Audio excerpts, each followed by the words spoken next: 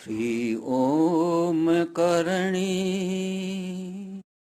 श्री ओम करणी, श्री ओम करणी, श्री ओम करणी। नमस्कार। देखिए, अनसुईया वृत्ति पर बहुत कुछ कहा जा चुका है और बार बार यह कहा जा रहा है कि भाई दोष दृष्टि रहित होना बहुत ही आवश्यक है, वरना पर निंदा भोगनी ही पड़ेगी। इस संबंध में शरणानंद जी महाराज क्या कह रहे हैं, आपके सामने दो बिंदु उन्हीं की भाषा में कह रहा हूं। जिस समय अपने दोष का दर्शन हो जाए, समझ लो कि तुम जैसा विचारशील कोई नहीं, और जिस समय परदोष दर्शन हो जाए, उस समय समझ लो कि हमारे जैसा कोई बेसमझ नहीं। दूसरा बिंदु है, अपने दोष का दर्शन अपने को निर्दोष बनाने में समर्थ है, और परदोष दर्शन अपने को दोषी बनाने में हेतु है। परदोष दर्शन का मतलब दोषी होंगे ही आप, दोषी होंगे तो उसका दंड भोगना ही पड़ेगा। तो शरणानंद जी महाराज कहते हैं भाई, दोष दर्शन करना हो तो अपने दोषों को देखो, और अपने वार्ताओं में यह बात स्पष्ट हो चुकी है कि अब हमारे दोष पाप कर्म उनका ठेका तो भगवान कृष्ण का हो चुका,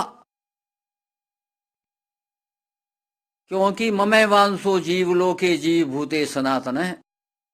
जैसा ही उन्होंने कहा कि तू मेरा अंश है, और आपने ये स्वीकार कर लिया कि हाँ प्रभु मैं आपका अंश हूं, तो कॉन्ट्रैक्ट कंप्लीट हो गया,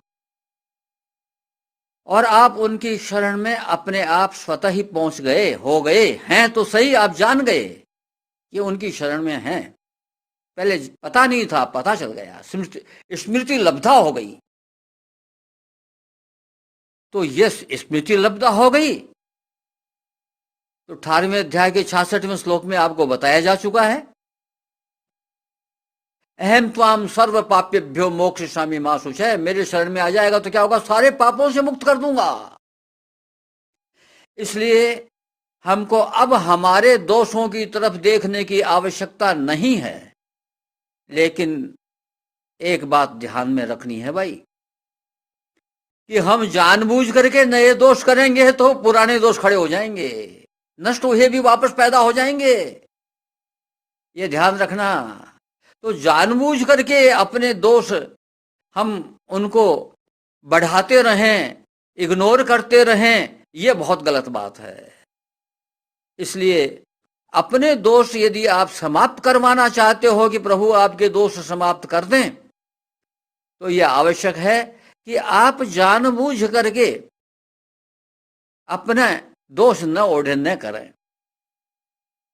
जानबूझ करके हो रहे हैं कि नहीं हो रहे हैं, आपको अंदर से आवाज मिल जाएगी प्रभु की कि दोष कर रहा है भाई, रुक जाओ वहीं पर। आप दफ्तर में काम करते हैं, बहुत जरूरी काम था, चले गए टाइम पर, 9:30-10 बजे जो भी टाइम है दफ्तर का,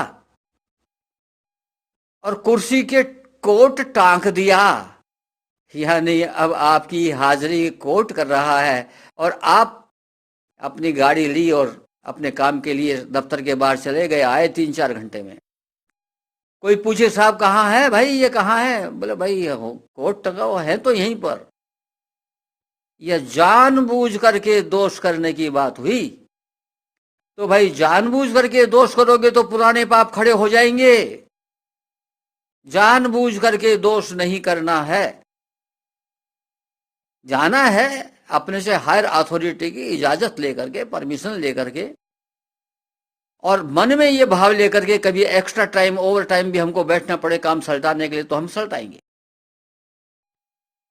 इस प्रकार का भाव बना लें, तब कहीं जाकर के ये स्थिति बनती है। और यदि आपने दूसरों की निंदा की तो उसका दोष का भागी आपको होना ही पड़ेगा। इस संबंध में भागवत में 5 महापाप बताए हैं, उनको भी ध्यान में रखना चाहिए। 5 में से सामान्य लोगों के लिए 3 ही रेलेवेंट हैं। पहला है मद्यपान, दारू पीना। दूसरा है चोरी, धन दौलत स्वर्ण, ये चोरी। तीसरा है विश्वासघात। इन तीनों से बचने की पूरी कोशिश करो। मद्यपान, चोरी और विश्वासघात, ये तो महापाप हैं। पापों की संख्या की गिनती संभव नहीं है। वो तो आपके अंदर से ही आवाज आएगी, कोई समझाएगा। जब आप इस दिशा में बढ़ेंगे आगे तो आपको अंदर से ही कोई टोक देगा। तो देखिए, इस दिशा में जब आप अपने इष्ट के ऊपर निर्भर हो जाते हैं तो आपका इष्ट भगवान कृष्ण आपके सारथी बन जाते हैं। जैसे अर्जुन के सारथी बने, वैसे आपका इष्ट आपका सारथी बन जाता है। और वो कैसे हैंडल करता है ये आपको उस समय पता नहीं भी चले, लेकिन जब आप साधना में आगे बढ़ोगे तो आपको याद आएगा कि अरे वाह मेरे प्रभु, हाय वाह मेरी माँ, उस समय भी तुमने मेरे को संभाल रखा था, गजब हो गया। अपने जीवन की एक घटना मैं आपको सुनाता हूं। झिझक तो यह है कि कहीं इसमें अहंकार प्रकट न हो, लेकिन मुझे परवाह इसलिए नहीं है कि प्रभु ने कह दिया भागवत में,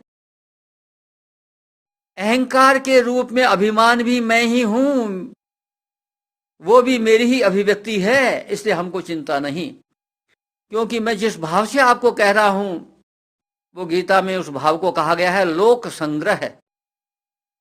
लोक संग्रह भाव क्या होता है कि हम जो काम करें वो ऐसा करें, इस प्रकार से करें कि लोक यानी जनता, समाज, उनमें वो एक आदर्श के रूप में नजर आवे और दूसरे व्यक्ति भी सोचें कि हम भी ऐसा ही करें।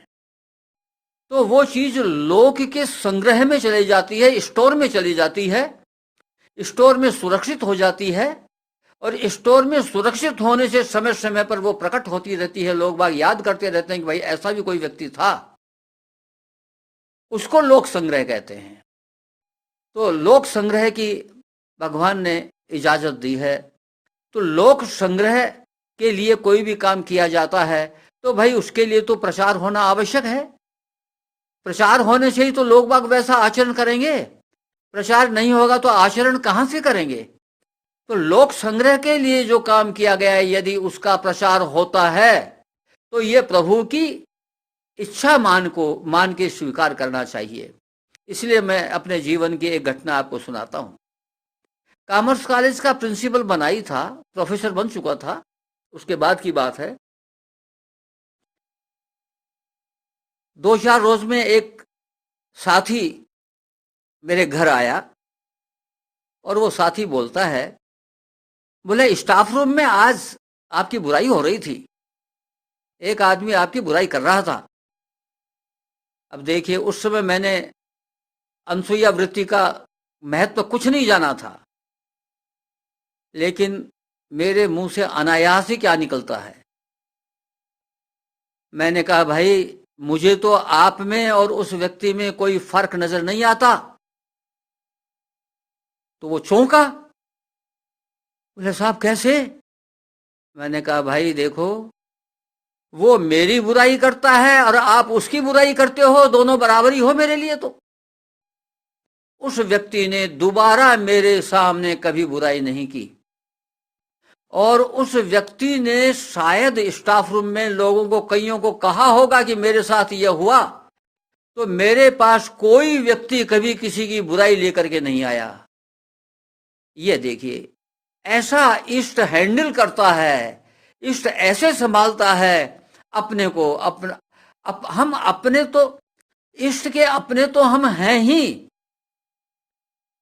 कमी है तो हमें यह है कि इष्ट तो हमको अपना मानता है, और अभी हम पूर्ण रूप से इष्ट को अपना नहीं मान पाए। प्रभु ने तो कह दिया ममे मानसो जीवलोके जीव भूते सनातन है, और हमने जबान से कह भी दिया कि हाँ प्रभु हम आपके अंश हैं। अरे भाई, आप नहीं कहोगे तब भी अंश ही रहोगे, लेकिन अभी मन में संशय है, और संशय होने से संशयात्मा विनश्यति, वो श्लोक लागू हो जाता है। इसलिए इस भाव को पक्का कर लो, फिर देखो कि वास्तव में आपका इष्ट आपके जीवन को कैसे सारथी बनकर के चलाता है, कैसे कैसे परेशानियों से आपको निकाल लाता है, और किस प्रकार से निकाल के लाता है कि आपको बाद में पता चलता है कि ओहो गजब हो गया, मेरे इष्ट नहीं होता वहां पर तो मैं इस परेशानी से पता नहीं क्या होता। कभी एक दो बात और सुनाऊंगा आपको। आज बस इतना ही। नमस्कार।